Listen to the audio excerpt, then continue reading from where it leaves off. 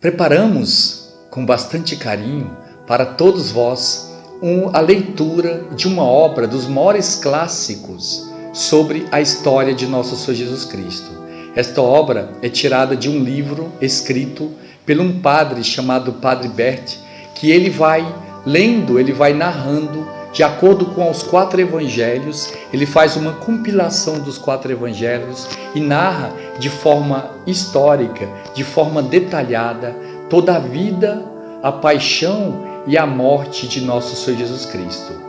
A leitura é mais ou menos dividida em cerca de 10 minutos, da qual cada um pode dividir em diversas partes do dia a leitura, o conhecimento desta narração belíssima, que começa com a narração da Santa Ceia, do momento em que é denominado do testamento de amor e que nosso Senhor Jesus Cristo abre o seu coração para todos os apóstolos e diz que vai morrer por amor a cada um de nós.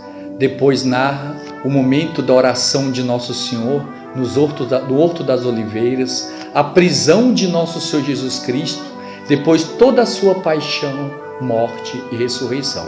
Ouçam este áudio, divulguem para os seus parentes, para que possamos fazer desta Semana Santa um momento de santificação, de modo especial, principalmente nesses dias em que estamos vivendo, e que o recolhimento em nossa casa, devido a esta epidemia, seja uma ocasião de maior santificação. Façamos desta Semana Santa a mais santa de todas as semanas de nossas vidas.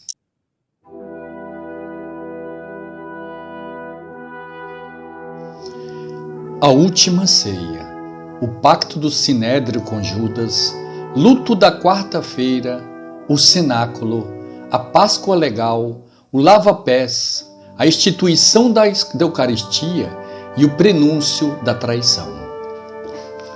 Terça-feira de tarde, no próprio momento em que Jesus anunciava aos apóstolos que a sua morte ocorreria dentro de 2 dias, no palácio do sumo sacerdote, reuniu-se em conselho os príncipes dos sacerdotes, os escribas e os anciãos do povo.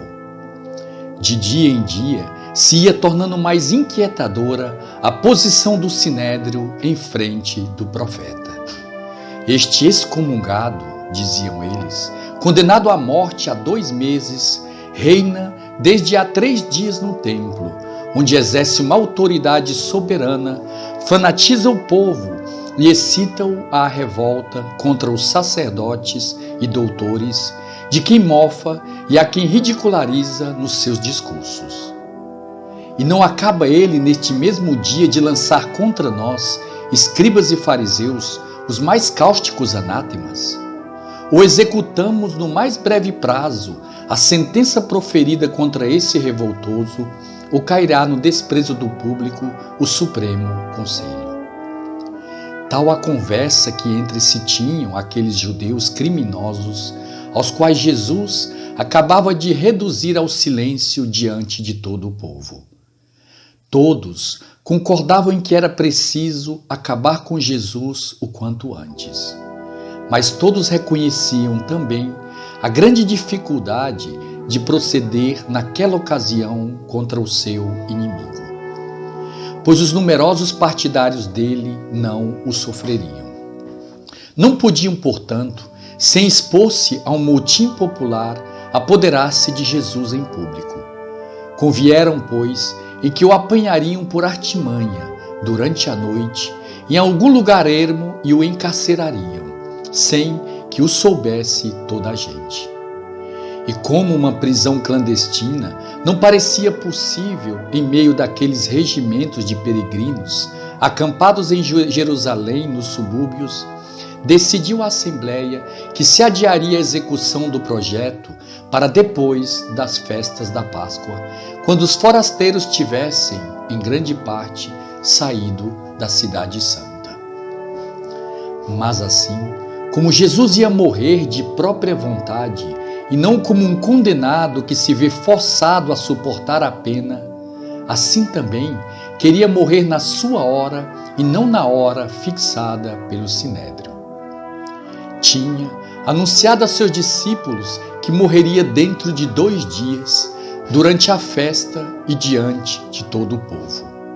Por isso, sobreveio logo uma circunstância imprevista que decidiu os conselheiros a tentarem imediatamente a captura de Jesus, a qual antes queriam adiar para mais tarde. No momento que iam se separar, vieram dizer-lhe que estava ali um forasteiro que desejava fazer ao Supremo Conselho uma participação importante. Aquele homem era o apóstolo Judas, de cuja alma Satanás acabava de tomar posse definitivamente. Há 1 ano que Judas vinha continuando a seguir a seu mestre, porém já nele não acreditava. Ambicioso e avarento, esperara encontrar no reino de Jesus um posto lucrativo. Mas desde o dia em que o Senhor recusou a coroa, deixou de ver nele ao Messias prometido e foi o primeiro a murmurar contra o pão eucarístico que Jesus então prometeu aos cafarnaítas. Por aquela ocasião foi que Jesus disse aos 12: há entre vós um demônio. Sentiu-se Judas alvejado e em breve se juntou no seu coração à incredulidade, o desprezo e o ódio ao Salvador. Então, a cobiça, paixão feroz, tornou-se o seu ídolo e foi se apropriando, sem escrúpulos, do dinheiro cuja administração lhe fora confiada pela Companhia Apostólica. Insurgiu-se contra Maria Madalena e as atenções, a seu ver, demasiado dispendiosas que ela tinha com Jesus e finalmente resolveu deixar aquele a quem tinha por um sonhador que falava de fundar um reino, ao mesmo tempo que anunciava que ia ser levantado numa cruz. E cuidava ser já tempo de o deixar, se não queria perecer com ele. Ora, como andasse circulando por Jerusalém à busca de saber quais as disposições em que se encontravam os judeus, após as vivas polêmicas do templo, soube como o Sinédrio estava precisamente discutindo qual o meio a tomar para, sem montins, colher às mãos a Jesus de Nazaré. Sugeriu-lhe para logo o demônio que era aquela uma boa ocasião de ganhar dinheiro e rogou ao conselho que lhe quisesse prestar atenção.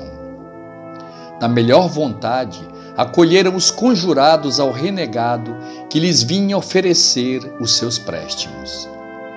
E ele, com o cinismo de um demônio, nivelou-se para logo com eles e falou do seu mestre, como eles próprios falavam, e prometeu-lhes conduzir um bom pelotão de guardas e soldados ao lugar onde Jesus se ocultava de noite. Porém, desejava o traidor primeiro saber como lhe pagariam aquele ato de alta traição. Que me quereis dar? Perguntou ele, e eu vô-lo entregarei. Ofereceram-lhe 30 denários, ou seja, 30 moedas de prata. Era uma quantia irrisória e a indenização exata que se devia pagar ao Senhor a quem se houvesse morto um escravo. Mas os príncipes dos sacerdotes não cuidaram dever dar mais ao traidor miserável que ali lhes vinha vender o seu senhor, e Judas também não exigiu mais. Nem os judeus oferecendo os 30 dinheiros, nem Judas aceitando-os sem discussão, pensaram sequer que estavam cumprindo aquela profecia. Deram para o meu salário 30 moedas de prata. Zacarias 9:12. Depois de ter recebido o preço do seu crime, comprometeu-se Judas formalmente a entregar a vítima que ali acabava de vender. E desde aquele momento, não pensou mais que em buscar ocasião favorável para executar o seu desígnio. Esta ocasião há de a ele encontrar, mas quando Jesus lhe deparar, isto é, na hora marcada pelos decretos eternos. A quarta-feira foi um dia de luto e tristeza. Aquela terrível palavra dita na véspera, depois de amanhã serei entregue e crucificado, tinha apertado todos os corações. Até então, os apóstolos tinham imaginado que os prenúncios de Jesus acerca da sua paixão e morte encerravam o mistério, cujo verdadeiro sentido revelariam os sucessos.